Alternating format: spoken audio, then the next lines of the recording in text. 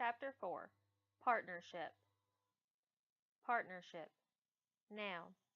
Two or more people pooling their money, skills, and resources to run a business, agreeing to share the profits and losses of that business. Jessie had been waiting for this moment.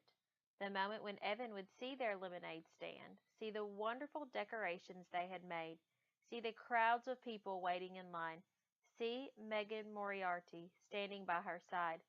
He would see it all and be so impressed. He would think to himself, wow, Jessie is one cool kid. She sure knows how to run a lemonade stand right. And then he'd jog over and say, hey, can I help out? And Jessie would say, sure. We were hoping you'd come over. And it would be like old times. Why hadn't it worked out like that? With one part of her brain, Jessie continued to take money from customers and make change. That was the part of her brain that worked just fine. With the other part of her brain, Jessie went over what had happened with Evan. That was the part of her brain that tended to run in circles. She and Megan were selling lemonade.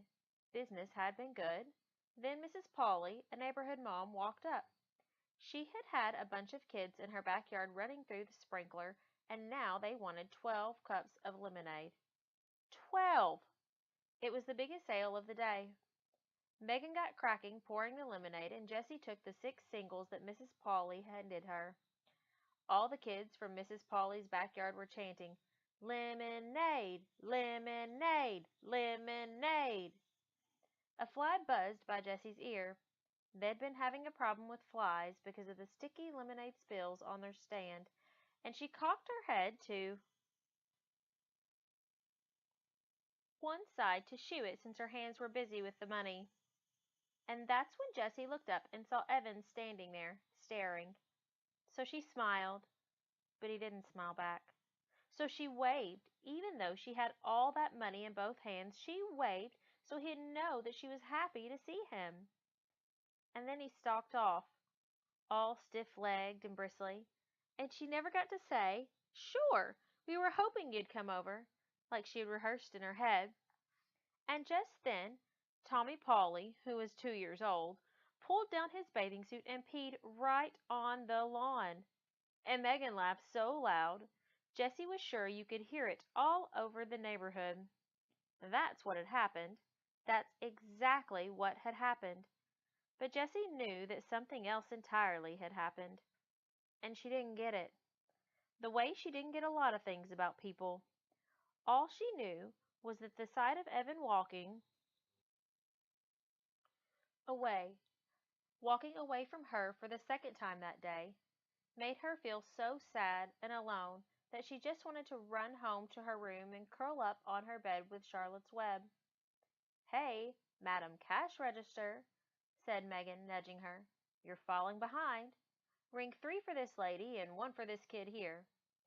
Jessie turned away from the retreating figure of Evan. That's $1.50, she said to the woman standing in front of her. She took the $5 bill the woman was holding out and made change from her lockbox, focusing all her energy on the part of her brain that worked just fine. It's true that when Evan had first walked out of the garage, Jessie had banged up to her room and tried to think of every way possible that she could make his life a living misery. She had thought of telling Mom that Evan was the one who broke the toaster by playing hockey in the house, which is not allowed. She had thought of taking back every one of her CDs from his room, even though she knew that would mean she'd have to give back all of his CDs. She'd even thought of putting peanut butter in his shoes. This was something she'd read in a book, and she loved to imagine that moment of horror when he'd think he'd somehow gotten dog dew inside his shoes. But when these ideas had finished bouncing around her brain, and when her breathing had returned to normal, and her fists weren't clenched at her sides any more, she knew that what she really wanted was to get the old Evan back.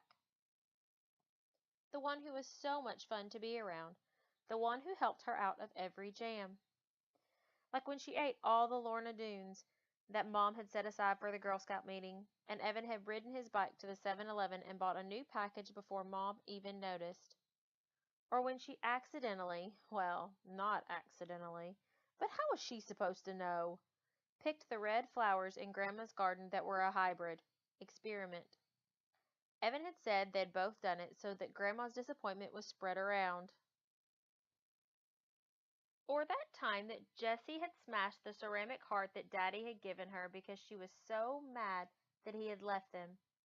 And then, when she had cried about her broken heart, Evan had glued every single last piece back together again. She wanted back the Evan who was her best friend. But Evan didn't want her, because he thought she was a baby and she was going to embarrass him in Mrs. Overton's class. So she had to prove to him that she was a big kid, that she could keep up with the crowd, that she could fit in, even with his fourth grade class. I'll show him I can sell lemonade too, just as good as him and Scott. I won't embarrass him. So Jessie got down to business. She knew she needed a partner. From past experience, she learned that having a lemonade stand alone wasn't considered cool. It was considered pathetic. And her partner would have to be a fourth grade girl, because that's what this was all about, showing she could fit in with the fourth graders. So the question was, who? It had to be a girl who lived in the neighborhood, or at least close enough to bike to her house. And it had to be someone that Jessie had talked to at least once. No way could she call up a girl she'd never even talked to. And it had to be someone who seemed nice. This last part was a problem, because Jessie knew that she often thought people were nice, and then they turned out to be not nice. Case in point, those second grade girls. So Jessie decided it had to be someone who Evan thought was nice. Evan knew about these things. He was the one who had explained, with his big arm around her shoulder, Jessie, those girls are making fun of you. They are not nice. When Jessie thought about all these different requirements, there was only one obvious answer. Megan Moriarty. She lived less than 3 blocks down the street. Jessie had said hi to her a few times while biking in the neighborhood, and Evan must have thought she was nice because Jessie had found a piece of paper in his trash can with Megan's name written all over it. Why would he cover a page with her name if he didn't think she was a nice person? Jessie went to the kitchen and climbed onto a stool so that she could reach the cabinet over the stove. She took down the school phone book and looked through the listings for both of last year's third grade classes. No, Megan Moriarty.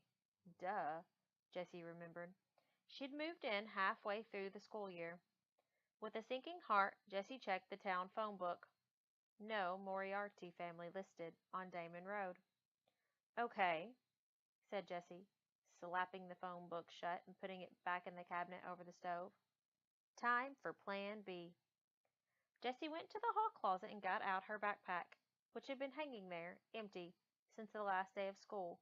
Inside she put 3 cans of frozen lemonade from the freezer and her lockbox full of change. She put the $10 bill, still paper-clipped to last year's birthday card from her grandmother, in her top desk drawer. And then she went to the garage, strapped on her helmet, and rode off on her bike. As she left the driveway, she could see Evan and Scott's lemonade stand on the corner, but she was careful not to make eye contact. She didn't want to talk to Evan until she was ready to ta-da impress him. Her heart leaped when she imagined him ditching Scott to be with her. Megan's house was so close that Jessie got there in less than 30 seconds. And less than 30 seconds wasn't nearly long enough for her to plan what she was going to say.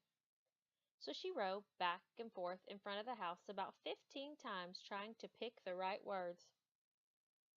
"What are you doing?" a voice shouted from the upstairs window.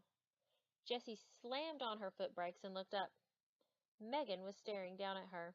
She looked huge. Her voice did not sound nice. "Riding my bike?" said Jessie. "But why are you riding back and forth?" asked Megan impatiently. "In front of my house." "I don't know," said Jessie. "You want to play?" "Who are you?" asked Megan. "Jessie," said Jessie, pointing down the street toward her house. Evan's little sister? Asked Megan. Jessie felt like a deflating balloon. Yeah. Oh, said Megan.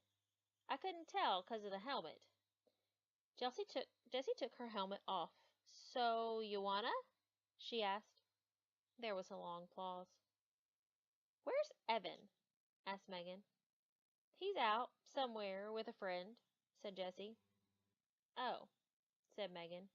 Jessie looked down at the ground.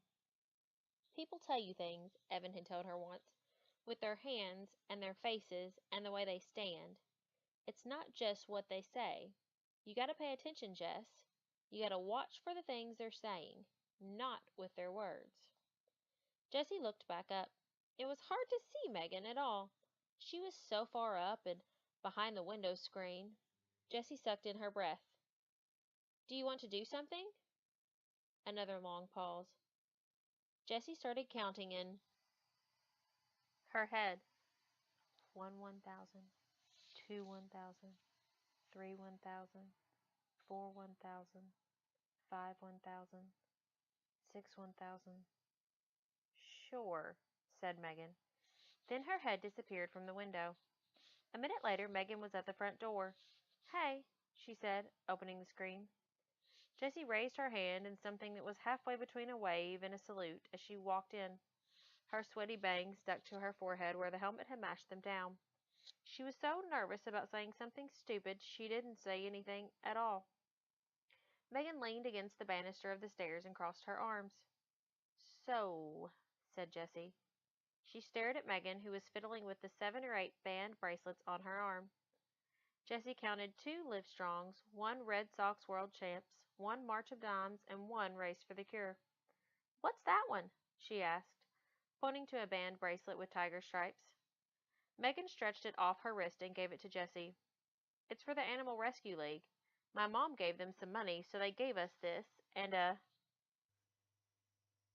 bumper sticker. I've got 22 band bracelets. Cool, said Jessie, handing the bracelet back. Megan flipped it back on. She continued to play with the bracelets on her arm, running them up and down, up and down. So, what do you want to do? Asked Megan. I don't know, said Jessie. We could, I don't know, let me think. We could have a lemonade stand. Eh, said Megan, sounding bored. Oh, it'll be fun. Come on. We don't have any lemonade, said Megan. I've got 3 cans, said Jessie. She slipped the backpack off her back and dumped out the 3 cans of frozen lemonade. Her lockbox came rattling out, too. What's that? Asked Megan. My lockbox, said Jessie. We can use it to make change. She felt her face getting red. Maybe 4th graders weren't supposed to have lockboxes. How much money have you got? Asked Megan. You mean in change or altogether? Megan pointed at the lockbox. How much is in there? $4.42, 14 quarters, 5 dimes, 3 nickels, and 27 pennies. Jessie didn't say anything about the $10 she'd left at home. Both of Megan's eyebrows shot up. Exactly? She asked. What do those eyebrows mean? Jessie wondered in a panic. Why was Megan smiling at her? Jessie, those girls are making fun of you. They are not nice. Jessie didn't say anything. She had a sick feeling in her stomach that this was going to turn out badly. Megan straightened up. Wow, you're rich, she said. Want to go to the 7-Eleven? We could get Slurpees. But Jessie pointed to the cans of lemonade on the carpeted hallway floor. The frost on them was already starting to sweat off. We could do the lemonade stand later, said Megan. Maybe. Jessie thought of Scott and Evan racking up sales 2 blocks down.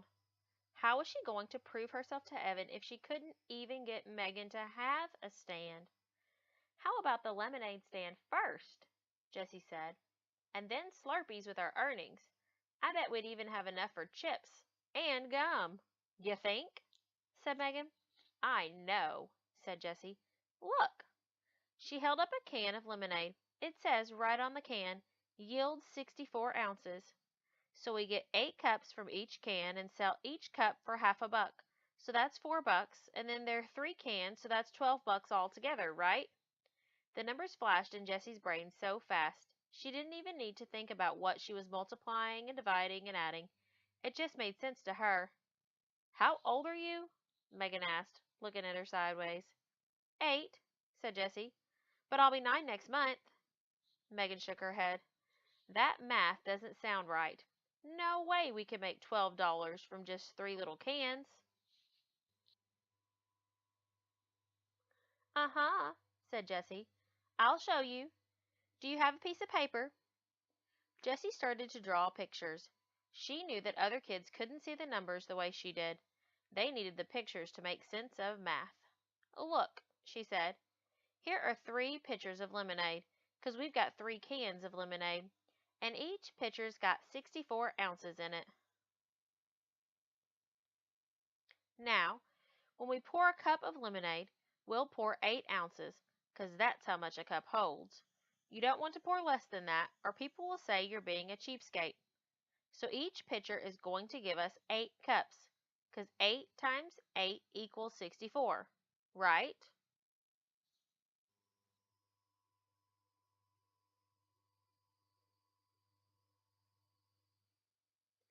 Now we'll sell each cup for 50 cents. That's a fair price. That means that every time we sell 2 cups, we make a buck, right? Because 50 cents plus 50 cents equals a dollar. So look, I'll circle the cups by twos, and that's how many dollars we make. Count 'em.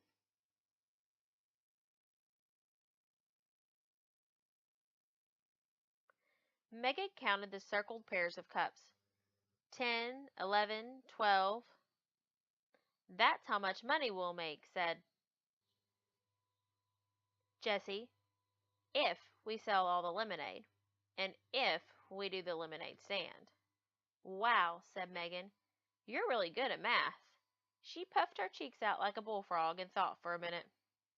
Then she popped both cheeks with her hands and said, Whatever. Let's do the lemonade thing. Jessie felt soaked in relief. Maybe this was going to work after all. An hour later, Jessie and Megan had transformed the little wooden puppet theater in Megan's basement into the hottest new lemonade stand on the block. The stand was decorated with tissue paper flowers, cut-out butterflies, and glittery hearts.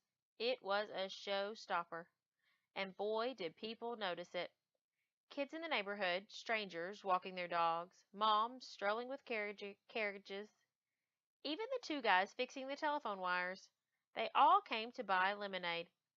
And just when Jessie and Megan were on the verge of running out, Mrs. Moriarty went to the store and bought 3 more cans, free of charge. So, when Mrs. Polly asked for 12 cups at exactly the moment that Evan rounded the curve and saw her lemonade stand, Jessie felt like she had just scored 100 on a test and gotten 5 points for extra credit. So why did Evan stomp off? And how come she didn't feel like she'd won anything at all?